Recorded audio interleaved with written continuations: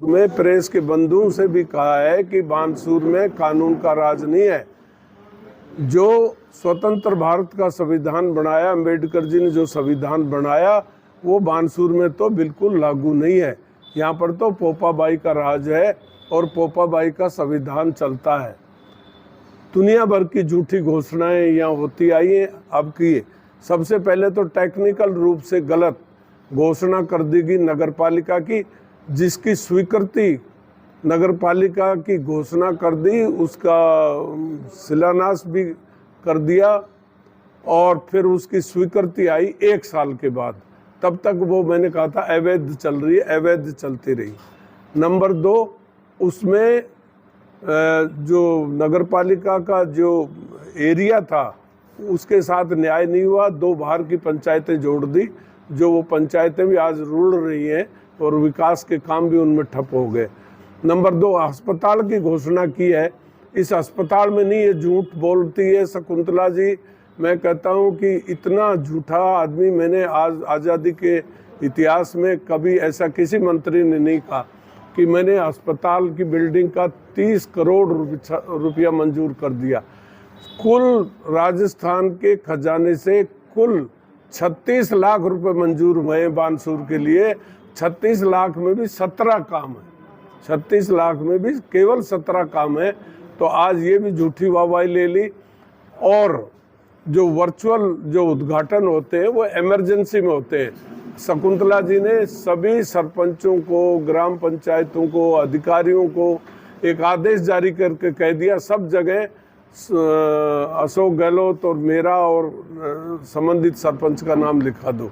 ये भी बहुत इलीगल है। शिलान्यास और ये जो शिलान्यास पर जो पत्थर लगाए जाते हैं उनके नियम बने हुए, ये भी नियम विरुद्ध है कि मंत्री गई नहीं, कोई फंक्शन हुआ नहीं, समारोह हुआ नहीं और जा के वर्चुअली खोल दिए।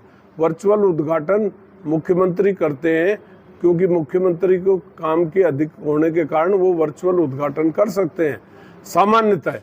और लेकिन यहाँ तो सभी उद्घाटन आचार संहिता नहीं लग जाए, आज ही आदेश कर दिए कि वरना तो छुट्टी कर दूंगी सारे कर्मचारी अधिकारियों की, आज ही आप उद्घाटन कर दो। ये सब अवैध है, इसकी संवैधानिक कोई मान्यता नहीं है। नंबर 2, मैं ये कहना चाहता हूँ कि जिस प्रकार फर्जी बोर्ड उद्योग विभाग के लगवा दिए कि यहाँ वो झूठे साबित हुए, उस तरह ये बानसूर का अस्पताल भी साबित हुआ। इनके पास पैसे नहीं है। अभी पिछला बजट जो पेश किया वो घाटे का बजट पेश किया, गहलोत साहब ने घाटे का बजट पेश किया।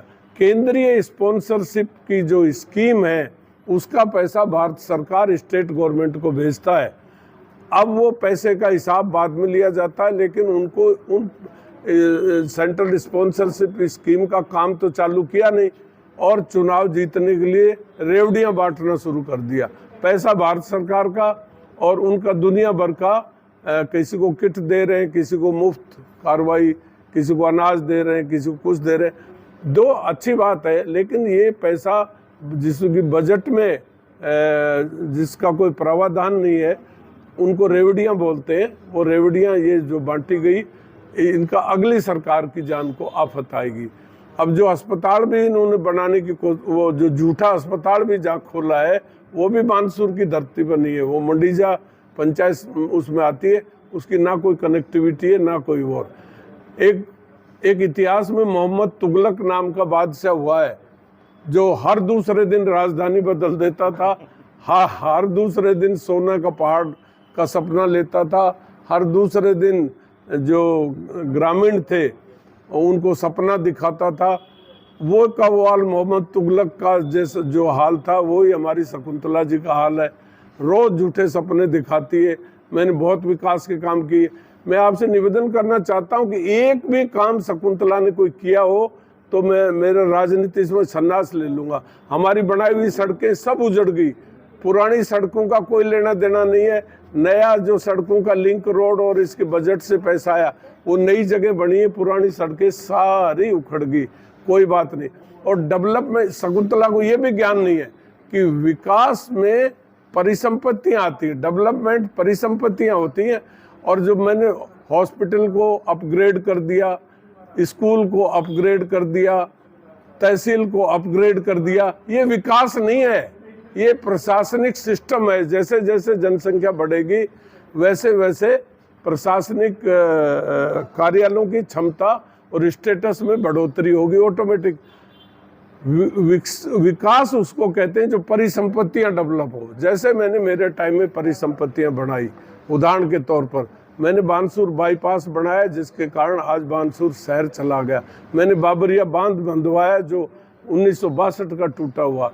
हरसोरा में मैंने 9 मीटर पानी की वो दीवार बनाई ताकि वहाँ उसमें पानी रुक सके।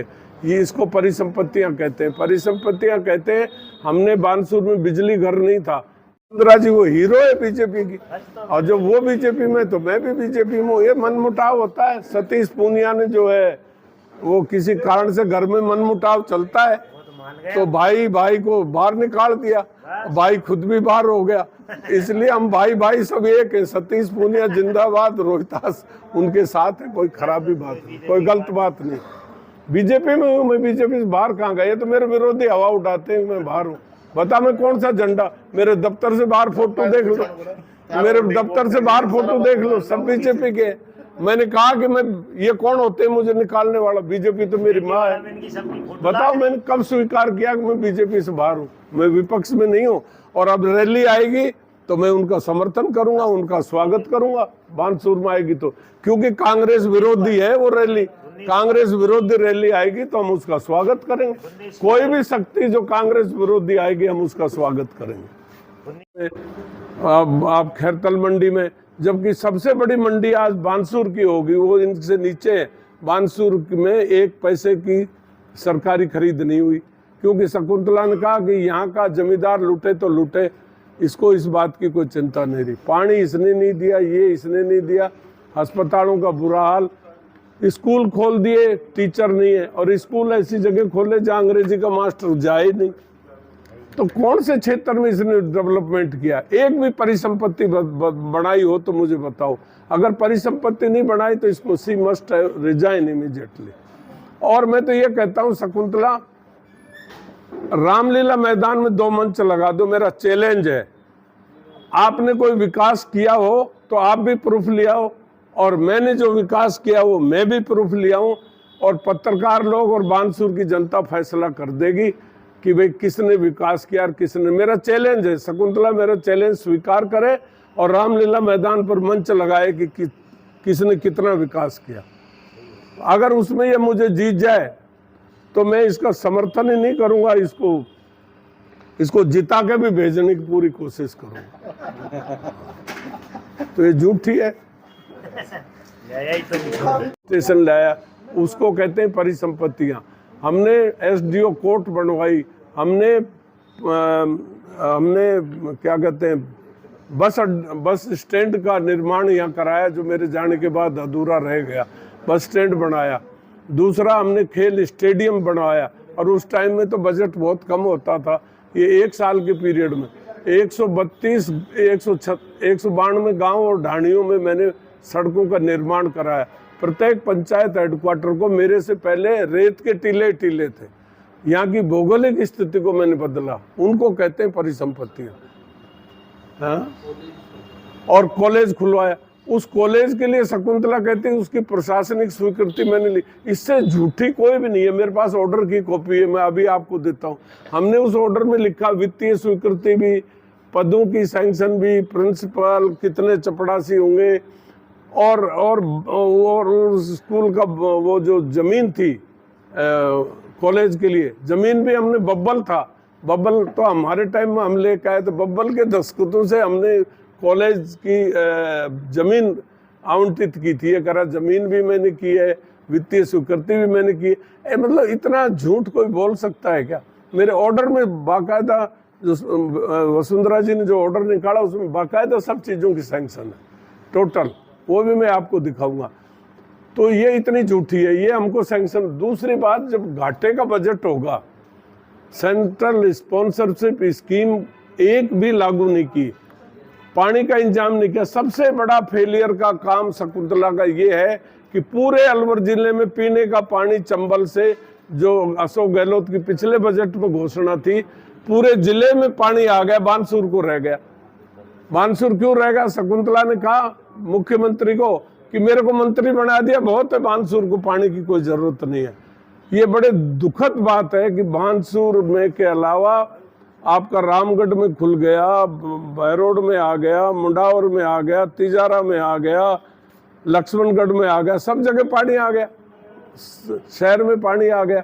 दिसंबर में वो स्कीम चालू हो रही है, बानसूर में नहीं आए। ये one of the top failure reason of madam, जिसने बानसूर की जनता का ध्यान नहीं रखा।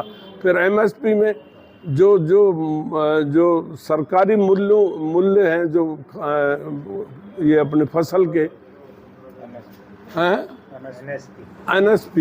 एनएसपी में आपका खरीद हुई जूली के